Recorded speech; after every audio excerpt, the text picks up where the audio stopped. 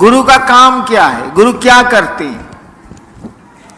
पॉकेटमार को गुरु बनाइएगा तो आपको क्या बनावेगा? कलेक्टर। पॉकेटमार को अगर गुरु बना लीजिए तो आपको क्या बनावेगा? पॉकेटमार। दर्जी को गुरु बना लीजिए, जो सिलाई करता है, आपको क्या बनावेगा? डॉक्टर। वो तो आपको कपड़े सिलना ही सिखाएगा। हमने आपने शिव को गुरु बनाया, या हम आप कहते हैं कि शिव को अपना गुरु बनाए आप। वो गुरु क्या करेगा? बचपन से हम लोगों ने संस्कृत में पढ़ा है, आपने भी जरूर पढ़ा होगा। गुरु ब्रह्मा गुरु विष्णु गुरुर्देवो महेश्वर, पढ़ा है कि नहीं पढ़ा है? गुरु ब्रह्मा यानी गुरु के पास ब्रह्मा की शक्ति है। गुरुर विष्णु यानी गुरु के पास विष्णु की शक्ति है।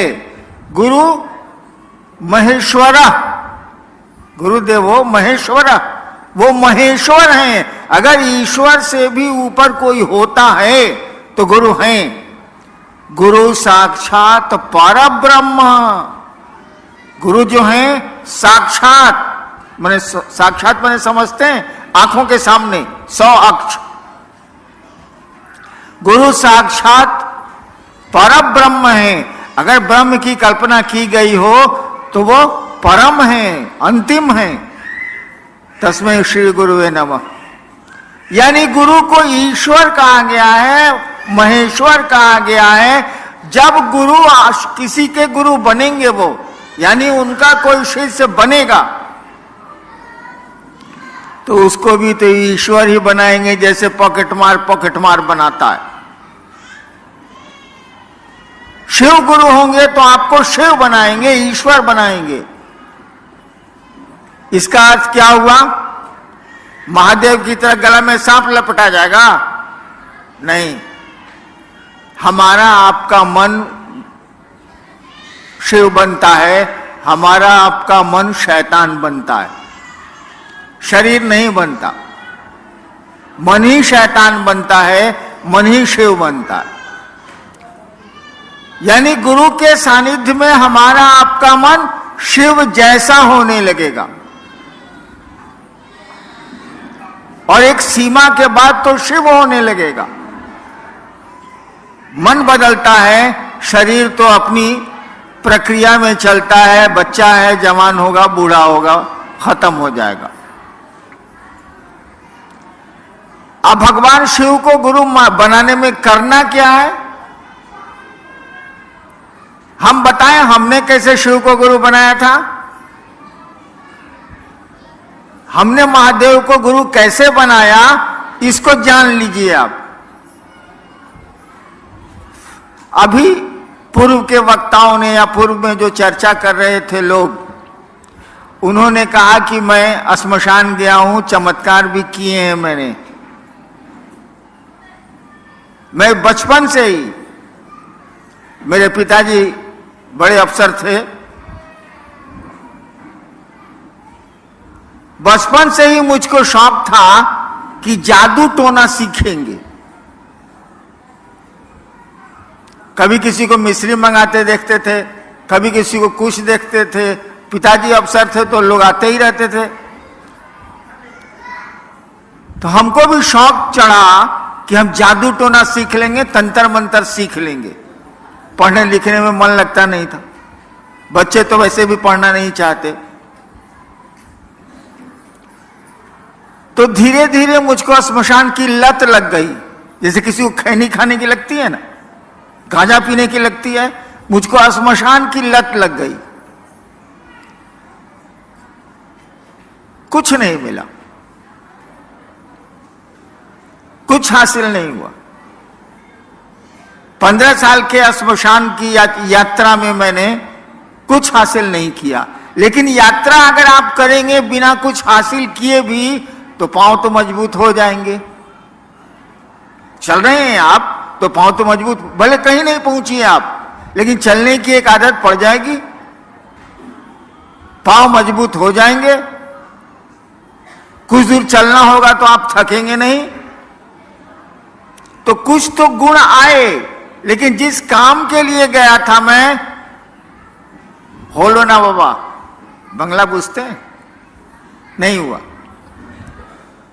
मैं बहुत दुखी रहने लगा, पढ़ाई भी चौपट हो गई, मां बाप भी नाराज रह रहे हैं, तो सामान्य बात है कि आदमी दुखी होगा। इसी बीच में एक रात श्मशान में मैं बैठा हुआ था, रात का करीब करीब 2 बज रहा था।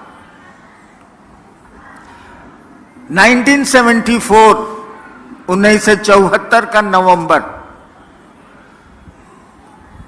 मैं कॉलेज में था, लॉ कॉलेज में का विद्यार्थी था। मेरे मन में एक ख्याल आया, जैसे ब्याह के पहले नहीं आता है ख्याल, अरे हम मेरी जो शादी होगी लड़की होगी, ओहो क्लियोपेट्रा से कम नहीं होगी।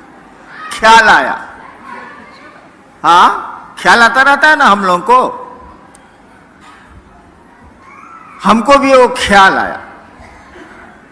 श्मशान में तो कोई रह गया नहीं, वहां सिनेमा तो चलता नहीं है, 2 आदमी साथ जा नहीं सकते हैं, अकेले बैठना है घूप अंधेरे में। मुझको भी एक ख्याल आया। क्या ख्याल आया? सब लोग कहता है कि गुरु भगवान होता है, सब लोग कहता है गुरु भगवान होता है। हम सोचे, थोड़ा उल्टा सोचते हैं हम सोचे कि तो भगवान गुरु का ही नहीं है,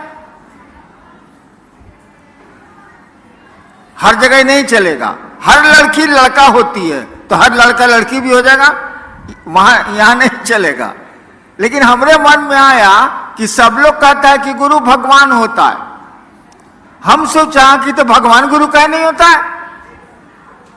बस ये जो ख्याल आया कि भगवान गुरु क्यों नहीं होता है, मैंने भगवान को गुरु बना लिया। हम कहा अब किसी को गुरु नहीं बनाएंगे, भगवान को बनाएंगे।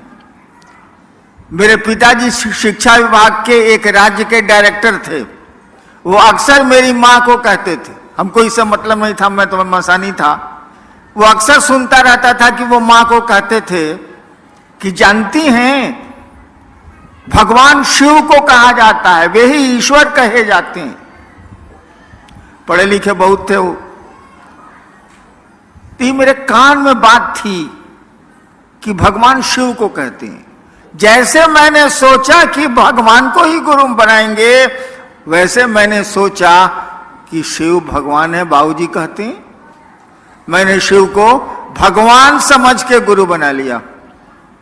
मैं नहीं जानता था कि शिव गुरु है, मुझको नहीं पता था, लेकिन शिव भगवान है ये तो लोग जानते ही हैं, मैंने भी सुन रखा था। मैंने भगवान शिव को गुरु बना लिया कि भगवान को गुरु बनाना है तो भगवान शिव है, भगवान है तो हम मान लेते हैं।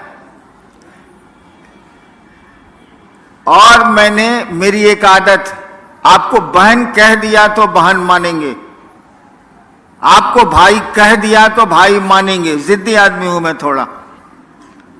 मैंने जब भगवान शिव को अपना गुरु मान लिया तो 3 कसमें खाई। तीसरी कसम फिल्म कौन कौन देखा है, हाथ उठाइए तो। कोई नहीं। राज कपूर की फिल्म तीसरी कसम, आहे बाल।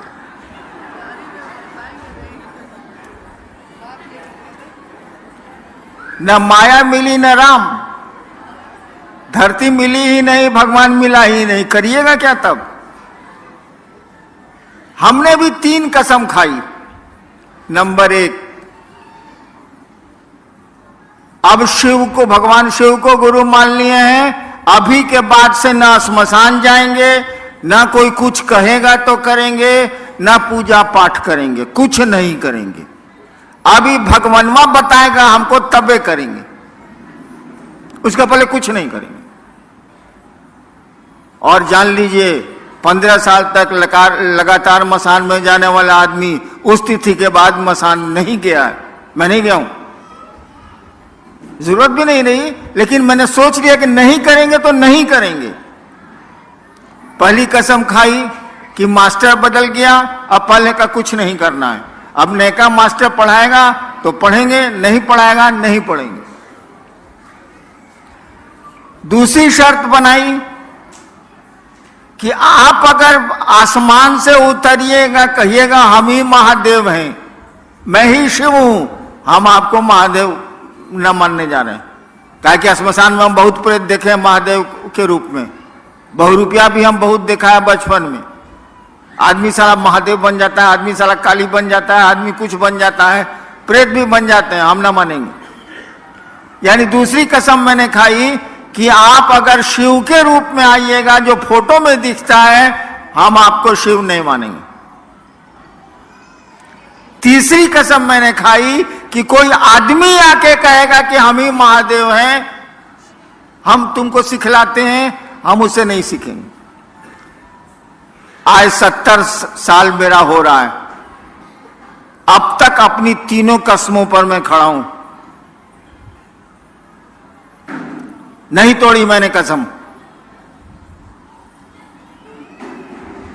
और मात्र ये ख्याल आया था, हमको मालूम भी नहीं था कि वो गुरु हैं। ख्याल आया था कि गुरु भगवान होता है। भगवान हमने सुन रखा था शिव को कहते हैं, और हमने शिव को गुरु मान लिया तो आज 40-42 साल से माने हुआ हूं।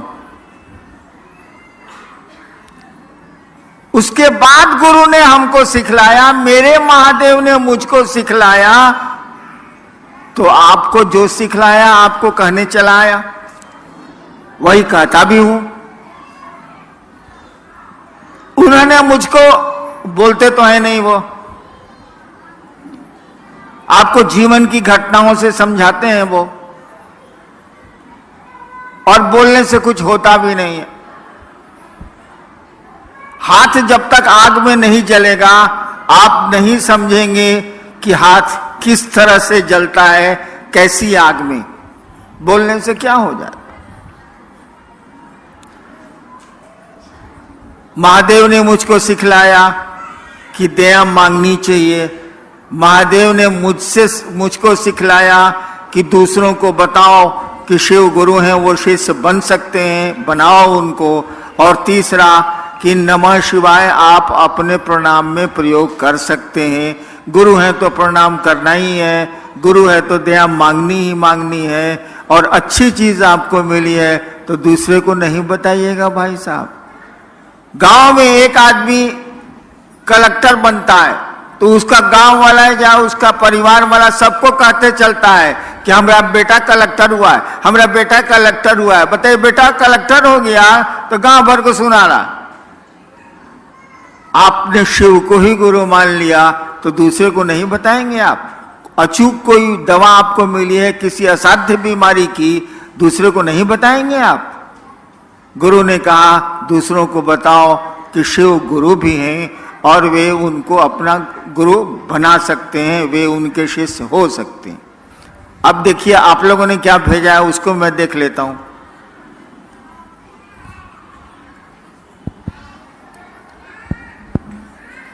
शुरू जल्दी करो।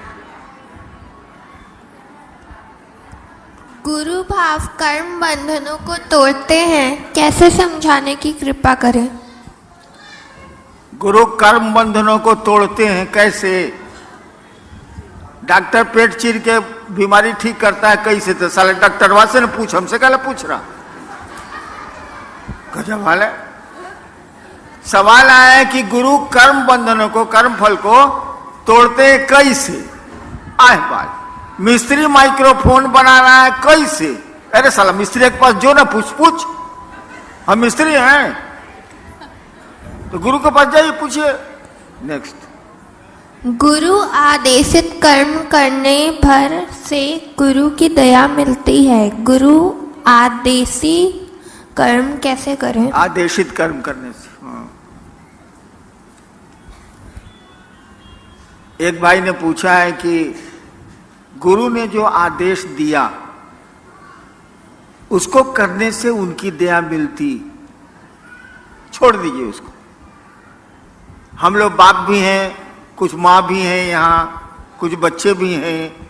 आप अपने बेटा को कहते हैं कि जाओ एगो आम पीस के तो आम तोड़ के पेड़ से लाओ, आज जबकि आम का पेड़ उसके हाथ में है, टूट जाएगा हाथे से, और नहीं जाता है। 5 दिन उसको कहिएगा अरे जो न रहे चटनी खाएला है, अम्मा एगो तोड़ के लाना, और नहीं जा रहा है।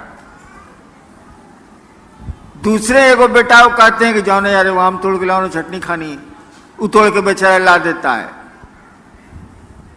तो किसको ज्यादा मानिएगा, जो चटनी आम तोड़ के ले आता है उसको, कि जो आम तोड़ के नहीं लाता है उसको? बेटा दोनों है, कोई काम पड़ेगा तो उसी को न कहिएगा। तो गुरु का जो आदेश करेगा, गुरु की दया उसी पर न होगी। गुरु कह रहा है कि टांग ऊपर मुड़ी नीचे, आप कह रहे हैं कि नहीं टांग नीचे मुड़ी ऊपर, ये कैसे चलेगा? गुरु कह रहे हैं कि दूसरों को समझाओ, दिन भर गप मारिएगा। हम मसान में रहते थे, मसान के लोग कम बोलते हैं, वहां किससे बात करिएगा? अब मेरी शादी हुई 1972 में, जिस दिन शादी हुई उस दिन रात भर मेहरारू के साथ गुटर गुई की है। दिन भर रात भर बकर बकर करती हैं। कहा गया कि जरा महादेव के बारे में गप करिए, तो हो ही नहीं रहा। ये बदमाशी नहीं चलेगा ना, कैसे चलेगा? गुरु आदेशित कर्म करिए, किसी के भी आदेश पर काम करिएगा। एक सुन लीजिए, एगो किरानी को हम बदल दिया पटना से सहरसा, एक किरानी का तबादला कर दिया पटना से सहरसा। आया, आते आते गोड़ धर लिया मेरा ऑफिस में कि सर मेरा परिवार पटना में रहता है, उसको हमको सर छोड़ दीजिए सर, हम पटना में रहना चाहते हैं।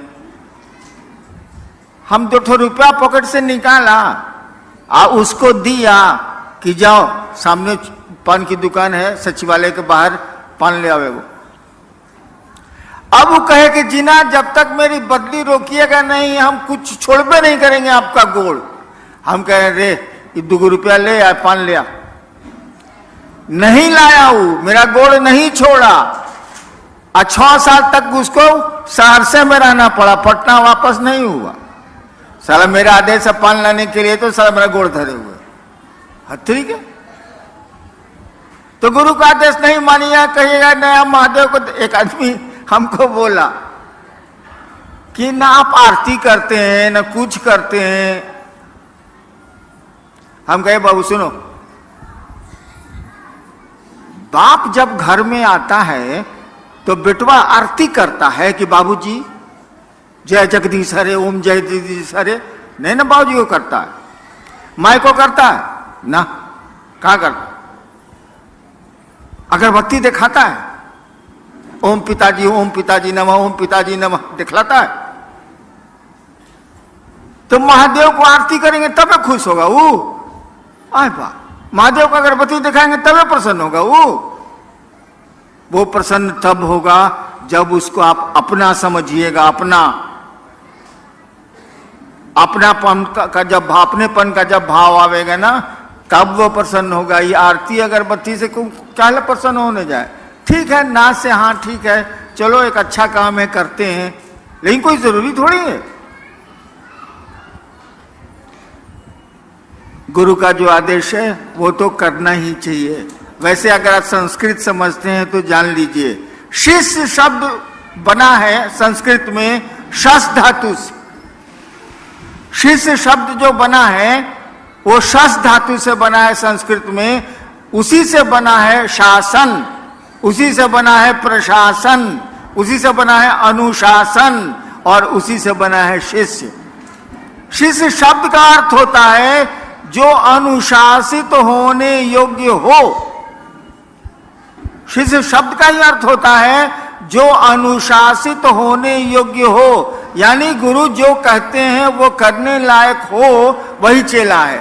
तो गुरु का आदेश तो हमको आपको करना ही पड़ेगा, और तभी उनकी दया मिलेगी। नेक्स्ट, जब हम शिव को पूजा करते हैं तो गुरु बनाना जरूरी है, कृपया हमें समझाएं। जब हम शिव की पूजा करते हैं तो गुरु बनाना जरूरी है, हमें कृपया समझाएं। हाँ, वही हाल है। महादेव तो बाबा है भाई, शिव तो कहा जाता है चंदा मामा सबके मामा, शिव घर घर के बाबा। बाबा तो है वो, और बाबा की संपत्ति में पोते परपोते लकड़ पोते जो कहिए सबका अधिकार होता है कि नहीं होता है? भारत के कानून, विश्व के कानून में तो है। बाबा की संपत्ति में सबका अधिकार है, ये तो हमको आपको मालूम है। तो हवा मां शिव की, पानी उसका, धरती उसकी, पेड़ उसके, नदियां उसकी, समुद्र उसके, हम उसके, तो संपत्ति का भोग ले रहे हैं, संपत्ति भोग रहे हैं। लेकिन बाबा की संपत्ति में पोती का अधिकार है, लेकिन बाबा के ज्ञान में पोती का अधिकार है, जरा बता दीजिए। पोती बैठी हुई है ना मेरी। बाबा की संपत्ति में भारत का कानून इसको अधिकार देता है। मैं स्टेट ही रहा हूं, गर्भ में अगर बच्चा है, मां के गर्भ में अगर बच्चा है तो उसको भी संपत्ति का अधिकार है, कानून है ये। इनको तो हमारी संपत्ति में अधिकार है, लेकिन जब तक ये ज्ञान लेना नहीं चाहे, क्या इनको ज्ञान हमसे मिलेगा बाबा से? गधा रह जाएंगे। तो शिव से जब तक आप ज्ञान नहीं लेंगे, जिसने सृष्टि बनाई है, जिसने हम सबको बनाया है, जो रख रहा है, जो तोड़ रहा है, जब तक ज्ञान नहीं लेंगे आपको ज्ञान नहीं मिलेगा। संपत्ति तो भोगे रहे, हवा उन्हीं की है, हम भी उन्हीं के हैं, पानी भी उन्हीं का है, सूरज भी उन्हीं का है, बादल भी उन्हीं के हैं, सब कुछ तो उन्हीं का है, उसी परमात्मा की सृष्टि है। तो हम लोग भोग तो रहे हैं संपत्ति, लेकिन ज्ञान को भोगने के लिए, ज्ञान में हिस्सा लेने के लिए हमको आपको शिष्य की मानसिकता में जाना होगा, और उसी सत्ता को, उसी शिव को अपना गुरु बनाना होगा, ताकि ज्ञान में भी आपको हिस्सा मिले। संपत्ति में तो हिस्सा मिला हुआ है। नेक्स्ट। गुरुर ब्रह्मा गुरुर विष्णु गुरुर देवो महेश्वरा, इसमें तो सभी को गुरु बोला गया है, तो महादेव ही हमारे गुरु कैसे हुए? क्या? गुरुर ब्रह्मा गुरुर देवो गुरुर, हाँ ठीक है, हम समझ गए, आगे पढ़ो ना। इसमें तो सभी को गुरु बोला गया है। ओ अच्छा। भाई साहब ने पूछा है कि गुरु ब्रह्मा गुरु विष्णु गुरुदेव महेश्वरा में सब देवता को गुरु बनाया गया है, तो शिव को गुरु मानने की जरूरत, सब देवता तो गुरु है ले। भोजपुरी में वो कहावत बा, भक्चोनर हुआ का हो। हाँ, जैसे मैं आया, इस हॉल में आया तो इतनी बत्तियां जल रही थी कि हम चुनहरा गए। हमने कहा बंद करो, मैंने तेज रोशनी में नहीं सूझना, भक्चोनर। अरे भैया वो संस्कृत है, उसका अर्थ ठीक से लगाओ ना, उल्टे कर दिया। गुरु ब्रह्मा यानी गुरु ब्रह्मा है। साला संस्कृत में इसको 0 आया होगा परीक्षा में। गुरु ब्रह्मा है। ब्रह्मा माने सृष्टि की को उत्पन्न करने वाली शक्ति, जिसको ब्रह्माणी शक्ति कहते हैं, उसके धारक देवता को ब्रह्मा कहते हैं। यानी गुरु के पास वो पावर है, वो शक्ति है, जिससे वो सृष्टि की उत्पत्ति ईश्वर जो करते हैं वो गुरु के पास भी है। गुरु विष्णु यानी गुरु विष्णु है, वैष्णवी शक्ति जिससे पालन पोषण संसार का होता है, उसके देवता विष्णु कहे जाते हैं। गुरु के पास यह भी पावर है जो विष्णु के पास है। गुरु देवो महेश्वरा, वो जो ईश्वर हैं, जो महेश हैं, चीफ कंट्रोलर हैं। महेश का मानी होता है नियंत्रक, वो भी गुरु को पावर है। यानी नहीं रहेगा तो आज जीव को कैसे उसे बनाएंगे। इसीलिए कहा जाता है गुरु ब्रह्मा है, गुरु विष्णु है, गुरु महेश्वर है, गुरु साक्षात परमात्मा है। भाई तो पूरा ट्रांसलेशन है कि उल्टी दहलोस। सीधा उसका अर्थ यही होता है, उल्टा अर्थ मत लगाइए। संस्कृत है और ये तमिलनाडु में तो संस्कृत मूल भाषा है, किसी से पूछ लीजिए। शिव शिष्य बगिया का फूल तो नहीं बन सका, लेकिन आपसे प्रार्थना है कि आप अपने चरणों के धूल तो कम से कम बना लीजिए। अच्छा, एक भाई ने कहा है कि शिव शिष्यता की बगिया का फूल तो मैं नहीं बन सका, आप अपने चरणों की धूल हमको बना लीजिए। हम तो अपने सारा धूरी हैं, हम हमारे पांव की धूल लेके क्या करेंगे। हमारे तो गुरु शिव हैं, उनकी धूल ही लीजिए तो कुछ काम भी बन जाए, कुछ जगत भी ठीक हो जाए और कुछ पारलौकिक जगत भी ठीक हो जाए। मेरी धूल लेके क्या करेंगे। जैसे आप हैं वैसे हम हैं, आप भी शिव के शिष्य हैं, हम भी शिव के शिष्य हैं, दोनों में कोई फर्क तो है नहीं। नेक्स्ट, मेरा बेटा शिव से को गुरु मानने के लिए तैयार नहीं, तो क्या करें। एकदम ठीक है।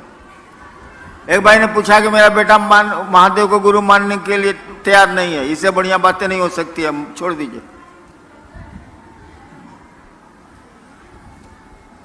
जो कहे ना, समझ लीजिए एक दिन वहां कहेगा। जो कहे हाँ, चलो वो तो ठीक है, बाद में ना कह सकता है।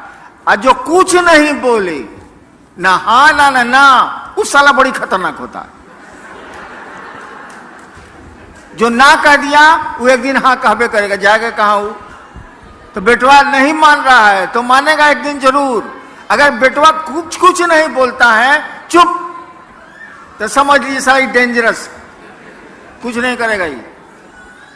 चलिए, शिव गुरु हैं ये समझते हुए भी मन अपना समझता नहीं है, लेकिन मैं अपना समझने के लिए करने की किसी को जरूरत नहीं है।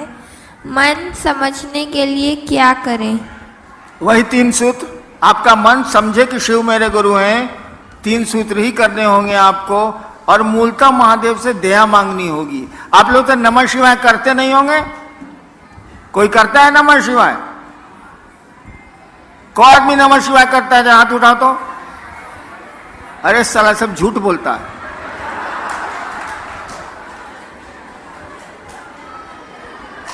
अच्छा एक बात बताओ, जरा शांत हो जाइए भाई साहब। सांस जब भीतर आती है, हर एक आदमी की सांस आती है, सांस जब भीतर आती है तो नमा आया। अपनी गति में, आपको तेज कम नहीं करना है, जैसे सांस चल रही है उसी गति में। सांस जब भीतर आई तो नमा आया, सांस जब बाहर गई तो शिवाय गया। इसको रोज कौन कौन 2 बार करता है, 1 बार करता है? कौन करता है? सब करबे करता है। अच्छा गिराइए, धन्यवाद भाई, करते हैं तो। सांस प्रश्वास पर नमः शिवाय करते हुए महादेव को याद करिए। आप 2 मिनट से ज्यादा नहीं टिकिएगा, बाजार में मन चला जाएगा, इधर उधर मन चला जाएगा। नमः शिवाय को आपको टुकड़े टुकड़े में करना है सांस पर। 1 बार किया, 5 बार, 11 बार से ज्यादा मत करिए। फिर 2 घंटा के बाद 2 बार कर लिया, फिर 3 घंटा के बाद 1 बार कर लिया। ऐसे ऐसे करके उसको टुकड़े टुकड़े में सांस पर, ऐसे ऐसे सांस मत खींचिएगा प्राणायाम की तरह। जैसे सांस चलती है उसी तरह से नमा आया, शिवाय गया, उल्टा भी मत करिएगा। नमः ही भीतर जाएगा, शिवाय ही बाहर जाएगा, उल्टा मत करिएगा। इसको करिए, करना चाहिए आपको। सोने के पहले जरूर करिए, जागने पर कोशिश करिए कि हो जाए। होता तो नहीं है, साली चाय याद आती है, चाय शिव तो याद आते नहीं है। लेकिन जब भी जहां भी मौका मिले इसको करिए। चलो। मैं अपने गुरु महादेव के साथ साथ साहब श्री से विनती करता हूँ कि एक बार सेलम तमिलनाडु की धरती पर अपना पैर रखते ताकि मेरे गुरु महादेव का 3 सूत्र तेजी से हो जाए। इसके लिए मैं साहब श्री से दया मांगता हूँ। सेलम आने के लिए मुझको निमंत्रण दिया जा रहा है। हमको समझ में नहीं आता है कि साला हम 70 साल के हो गए, इस ससुरा सब हम ही को बोलाता है, अपने नहीं आता है।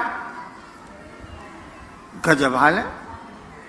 वैसे मौका मिलेगा तो मैं जाऊंगा, लेकिन क्या मौका मिलेगा यार। पुरान गाड़ी, हॉर्न बजता नहीं है, गाड़ी को चलाना पड़ता है। गाड़ी चलती है तबे कहती है हट न तो चिप देव, हट न तो चिप देव, हट न तो चिप देव। क्या करें यार। वैसे आएंगे। नेक्स्ट। मेरे तरफ से साहब श्री को जन्मदिन की बहुत सारी बधाइयाँ। आप बहुत लंबे समय तक हमारे बीच चमकते रहे, ज्ञान की रोशनी की तरह। शिव गुरु से यही मेरी कामना है। ठीक है, समझ गया। किसी भाई ने मुझको जन्मदिन की बधाई दी। आप एक बात जान लीजिए कि जब मैं पैदा हुआ था वो बहुत घनी अंधेरी रात थी। सुबह पैदा हुआ और रात में दिवाली मनाई गई थी। दिवाली के दिन मेरी पैदाइश। रोशनी तो जल गई शाम में मेरे पैदा होने के बाद, लेकिन मैं अंधेरे में पैदा हुआ था। दिन का समय था, 8 बज रहा था सुबह का, लेकिन रात बड़ी काली थी। मेरी जिंदगी भी काली है, खुशियां नहीं है मेरी जिंदगी में, लेकिन सोचता हूं कि आपकी जिंदगी में खुशियां आ जाएं तो मेरी जिंदगी भी खुशहाल हो जाए। मैं अपने जन्मदिन से कभी प्रसन्न नहीं हूं, न होऊंगा। दूसरों की जिंदगी में अगर खुशियां ला सकें आप, दूसरों की जिंदगी में प्रकाश रोशनी दे सकें आप, इससे बड़ा आपका आना कुछ भी नहीं है। अगर जीवन को सार्थक करना चाहते हैं हम आप, तो दूसरों को रोशन करें, दूसरों के रास्ते को प्रकाशित करें, दूसरों की जिंदगी को खुशहाल बनाने की कोशिश करें और शिव से जोड़ेंगे। इससे बड़ी खुशी का दिन कुछ नहीं हो सकता है, वो लौकिक जगत का हो या पारलौकिक जगत का हो। चलिए मैं अब चलता हूं, आप लोगों को प्रणाम मैं निवेदित करता हूं। लेकिन अब आऊंगा मैं चेन्नई तभी जब आप बुलाएंगे, और बुलाने का कारण होगा कि आपने महादेव का काम बढ़ा लिया, लोगों को शिव गुरु से जोड़ लिया। और जोड़िए, हम आपके साथ हैं, वो महादेव भी आपके साथ है। आपको प्रणाम।